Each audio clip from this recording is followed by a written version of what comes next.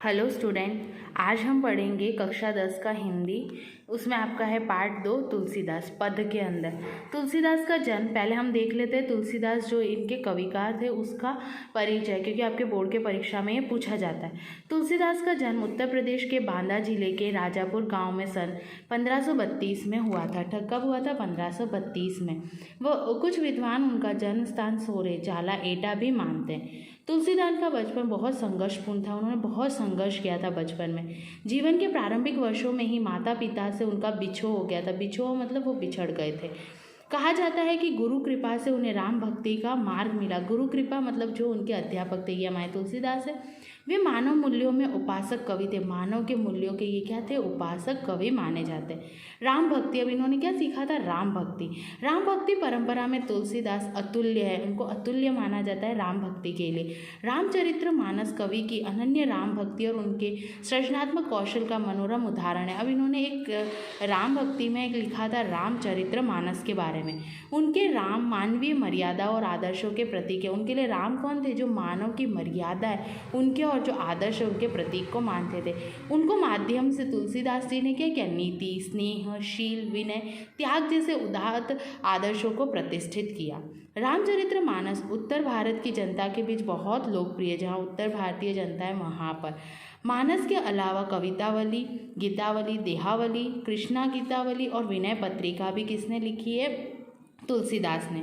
अवधी और ब्रज दोनों भाषाओं में, ब्रज देखा आपने, वृंदावन में ब्रज भाषा बोली जाती है, तो अवधी और ब्रज दोनों भाषाओं में उनका समान अधिकार था।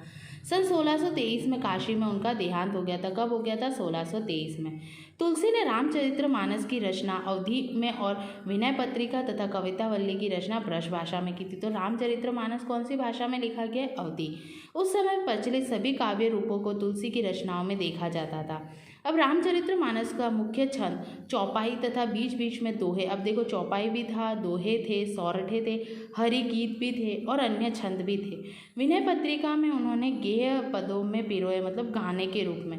कवितावल्ली में सेवैया और कवि छंद की छटा देखी जा सकती है। उन्होंने रचनाओं में प्रबंध और मुक्त दोनों प्रकार के काव्यों का उत्कृष्ट है। आज जो पाठ है हम उसका पहला थोड़ा सा सारांश देख लेते हैं। यह अंश रामचरित्र मानस से लिया गया। रामचरित्र मानस जो उन्होंने लिखी थी राम भक्ति से परिपूर्ण, उसका एक अंश है जिसको हम बालकांड से लिया गया।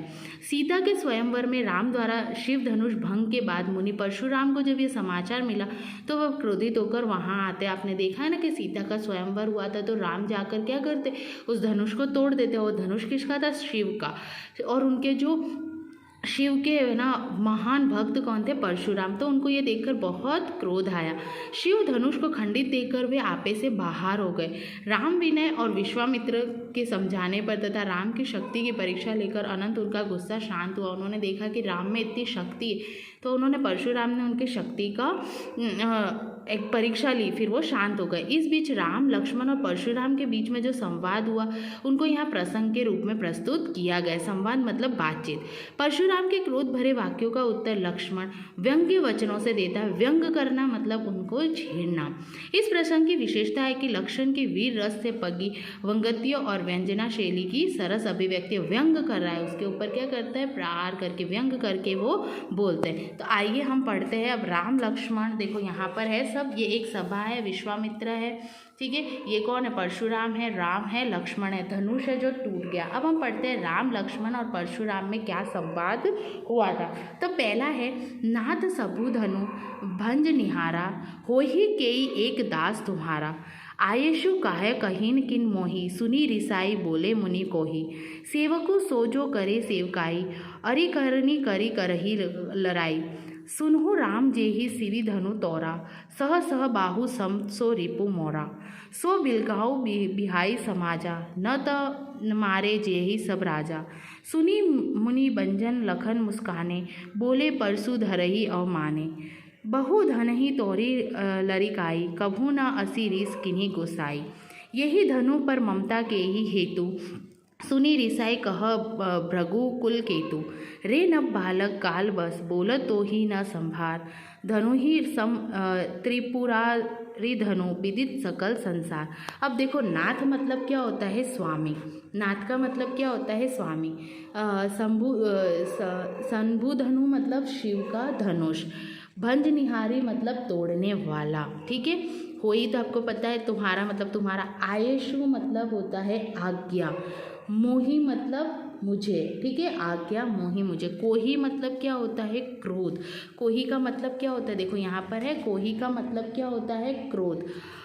अरकरणी, अरकरणी का आपका मतलब होता है दुश्मन का काम। अरकरई मतलब दुश्मन का काम।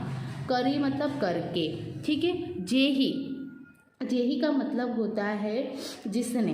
तोड़ा, तोड़ा मतलब तोड़ना, जिसने तोड़ा, ठीक है। सम, सम मतलब समान। सम बाहु मतलब एक समान बाहु, ठीक है। रिपु का मतलब होता है शत्रु। पहले हम इसके कुछ ये जो शब्दार्थ है वो देख लेते ताकि हमको आसानी हो उसको पढ़ने में। बिलगाऊ मतलब अलग हो जाना, बिलगाऊ मतलब अलग होना। बिहाई मतलब छोड़कर, क्या करना? छोड़कर। जेही, जेही का मतलब जाओगे। अवमाने, अवमाने मतलब क्या होता है? अपमान करते हुए। लरिकाई, लरिकाई मतलब लड़कपन, ठीक है। असी, असी का मतलब होता है ऐसी। रिस मतलब क्या होता है? गुस्सा। कोई रिस जाता है हम उसको बोलते हैं गुस्सा, ठीक है। धनु, धनु ये आपको धनु मतलब पता है, धनुषी होता है। ममता मतलब माया। ब्रकुल केतु का मतलब यहाँ पर होता है भृंग वक्ष की। परशुराम, परशुराम के बारे में बताएं। नप, नप मतलब क्या होता है? राजा होता है। कालबक्ष मतलब क्या होता है? मृत्यु के बस होकर। त्रिपुरारी मतलब क्या होता है? शिव। त्रिपुरारी मतलब क्या है? शिव। विदित, विदित मतलब होता है हमारा ज्ञात। और ठीक है, आपको समझ में आया। अब हम क्या करते हैं? इसका हिंदी अनुवाद पढ़ते हैं। देखो यहाँ पर हम हिंदी अनुवाद में भावार्थ पढ़ते हैं। सबसे पहला हमारा धनुष भंग करने के पद के पश्चात, ठीक है। यहाँ पर है देखो, नात सबु भंगु भंजकारी होई केई एक दास तुम्हारा। फिर वो बोलते हैं कि धनुष भंग करने के पश्चात पधारे श्री परशुराम को क्रोधित देखकर श्री राम उनके विनय को कहते हैं, हे नाथ। हे नाथ मतलब स्वामी। जब धनुष भंग कर दिया, शिव जी के धनुष को तोड़ने वाला आपका ही कोई एक दास होगा। वो बोल रहा है कि जिसने, उनको तो नहीं पता था राम ने तोड़ा, तो बोले अगर शिव का जो धनुष तोड़ने वाला है वो आपका क्या होगा? दास होगा, ठीक है। आपका दास मतलब ऊपर दिख रहा है, कोई एक दास, तुम्हारा कोई एक दास होगा। क्या आज्ञा है? क्या आप मुझे क्यों नहीं कहते? आप मुझसे क्यों नहीं कहते? क्या आज्ञा है? आयुषी कहा किंचन किन मोही, सुनी रिसाई बोले मुही कोई, कि आप मुझसे क्यों नहीं कहते? यह सुनकर क्रोधी परशुराम गुस्से से बोले, सेवक वह है जो सेवा का काम करते। अब ये क्या बोल रहे? यह सुनकर, सेवको सो जो करे सेवकाई। सेवक वही होता है जो सेवा करता है। करनी करी कर ही लहाई, शत्रु का काम करना तो लड़ाई ही करना है। शत्रु का काम करना क्या है? लड़ाई करना है। सेवक का काम सेवा करना है। सुनहु राम जेहि सिद्धुवन तोरा, सह सबाहु समसो रिपु मोरा। तो राम कहते हैं, हे राम सुनो, जिसने शिवाजी के धनुष को तोड़ा है वह सहस्त्र बाहु के समान मेरा शत्रु है। वो क्या बोल रहा है? सहस्त्र बाहु के समान मेरा क्या है? शत्रु है। वह समाज को छोड़कर अलग हो जाए। यहाँ पर लिखा है सो बिलगाई विहाई समाजा, मतलब वो क्या बोल रहा है कि वह समाज को छोड़कर क्या हो जाए? अलग हो जाए। अन्यथा सभी राजागण मारे जाएंगे। देखो ये है, न तो मारे जे ही सब राजा, सब राजगण मारे जाएंगे। मुनि के वचन सुनकर लक्ष्मण जी मुस्कुराए और परशुराम का अपमान करते हुए बोले, हे गोसाई। यहाँ पर है सुनी मुनि वचन लखन मुस्काए, तो राम वो जो लक्ष्मण थे वो मुस्कुराए और परशुराम का अपमान करते हुए, अवमाने मतलब अपमान करते हुए बोले, हे गोसाई, लड़कपन में हमने बहुत सी धनुषियाँ तोड़ डाली। अब क्या बोल रहे? बहुधनुषी तोड़ी लड़काई। लड़कपन में मतलब बचपन में हमने बहुत सारी धनुषी तोड़ डाली, किंतु आपने कभी भी ऐसा क्रोध नहीं किया। कबू न असी ऋषि को गोसाई, तो आपने कभी भी ऐसा क्या किया है? अभी तक क्रोध नहीं किया। इसी धनुष पर आपको इतना ममता क्यों? इस धनुष पर देखो है ना, यही धनु पर ममता की, इस धनुष पर आपकी ममता इतनी क्यों है? कबू सुनी रिसाई कह भृंगु कुल केतु। यह सुनकर भृंगवश मतलब कौन थे? परशुराम की ध्वजा के स्वरूप परशुराम क्या होगा? क्रोधित होकर कहने लगे, अरे राजपूत, यही ये नर बालक मतलब ये राजपुत्र, काल के वश होने से तुझे बोलने में कुछ होश नहीं है ना। काल बस मतलब तू क्या है? तेरे ऊपर काल आया। काल का मतलब मृत्यु, मृत्यु के वश में होने से क्या है? तू कुछ बोल नहीं रहा है। ये तू क्या बोल रहा है वो तुझे पता नहीं है, तू होश में ही नहीं है। धनु सम त्रिपुरारी विदित सकल संसार, यह सारे संसार भर में विख्यात शिव जी का यह धनुष क्या धनुई के समान है? तू कालवश मतलब तेरी मृत्यु तेरे सामने, इसलिए तुझे कोई होश नहीं है और तू क्या बोल रहा है? ये जो धनुष है वो किसका है? शिव जी भगवान का है, और तू उसको जो तुम्हारे लड़कपन में जो धनुषी है उसके अनुसार तू उनकी कल्पना कर रहा है, उसके समान उसको बता रहा है। ऐसा परशुराम क्रोधित होकर किसको कहते हैं? लक्ष्मण को। अब दूसरा है, लखन कहाँ असी हमने जाना, सुनहु देव सब धनुष समाना। का छति लाभू जुन धरु तोरे, देखा राम नयन के भोरे। छुअत टूट रघुपतहु न दोसु, मुनि बुनि काज करहु कत रोसु। बोले चीते परसु की ओरा, रे सब सुनेहे सुभाव न मोरा। बालकु बोली बधो नहीं तोरी, केवल मुनि जड़ जानहि मोहि। बाल ब्रह्मचारी अति कोहि, विश्वत विदित क्षत्रिय कुलद्रोही।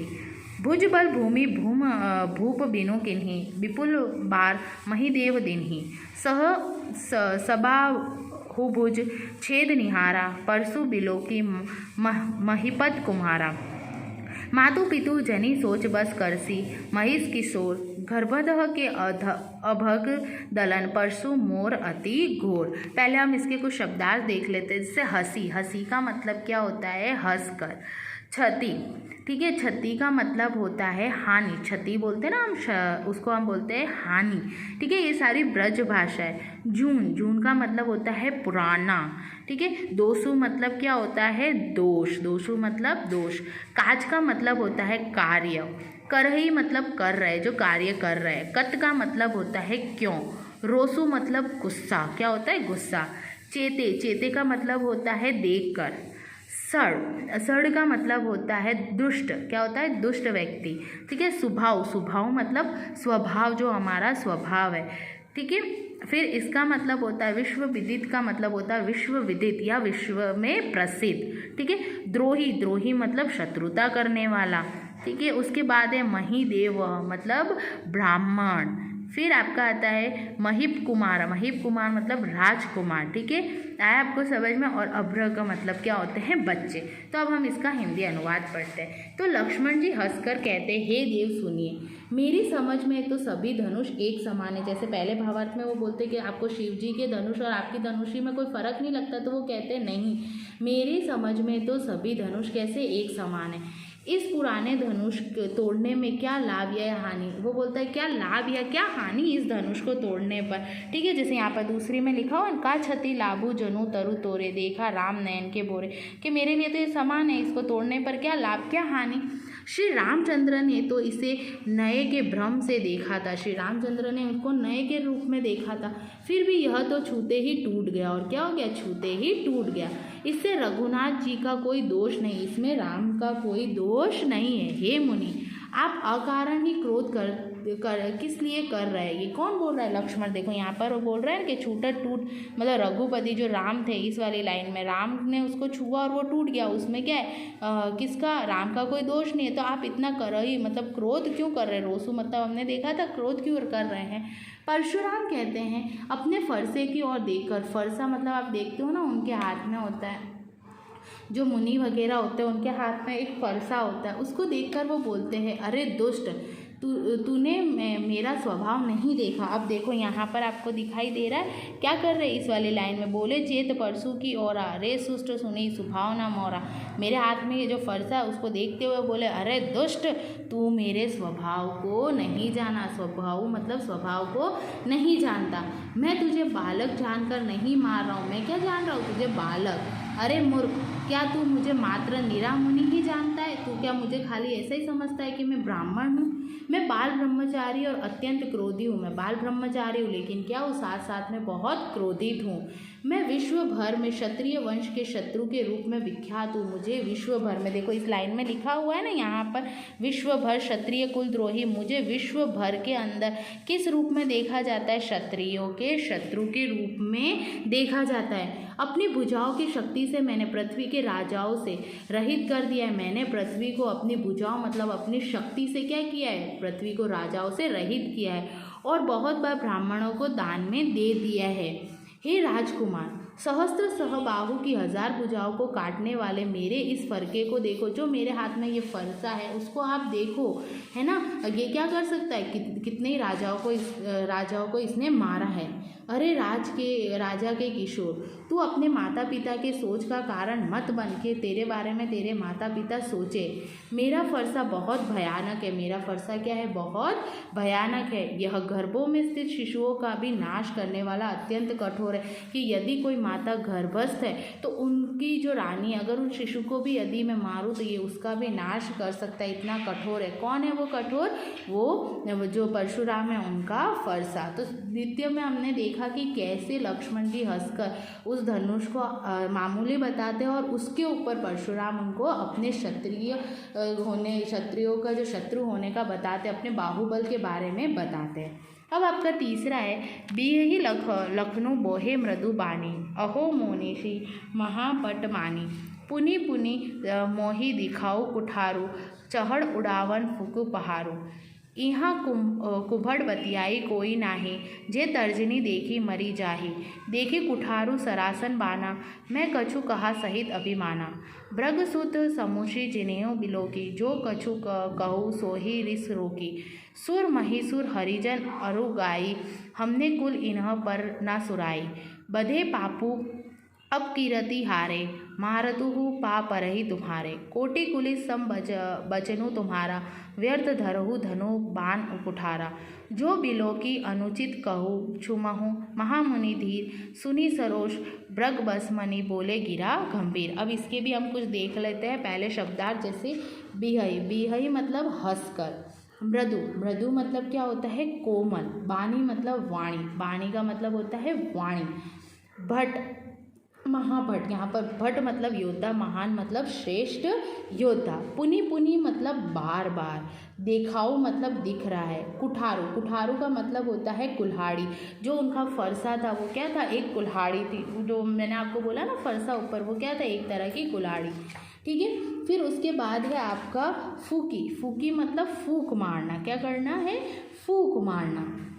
ठीक है। बतिया, ठीक है, फूक मारना। फूकी मतलब क्या होता है, फूक मारना। कुबड़ बतिया मतलब कुल्हाड़ी का। बतिया मतलब लौकी या कुम्हड़ा, तरोई आदि को लगने वाला नन्हा सा फल, बहुत कमज़ोर या निर्बल।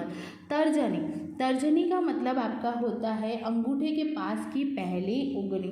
तर्जनी, ये देखो यहाँ पर दिख रहा है तर्जनी। तर्जनी का मतलब क्या होता है, अंगूठे के पास की पहली उंगली। ठीक है। उसके बाद है सरासन। सरासन मतलब क्या होता है, धनुष। सरासन का मतलब क्या होता है आपका, धनुष। फिर है भृगसुत। भृगसुत मतलब परशुराम के बारे में बताया, ये परशुराम का नाम है। बिलोकी मतलब क्या होता है, देख कर। ठीक है। महिसूर, महिसूर मतलब क्या होता है, ब्राह्मण। गाय, गाय मतलब गाय। क्या होता है, गाय मतलब गाय।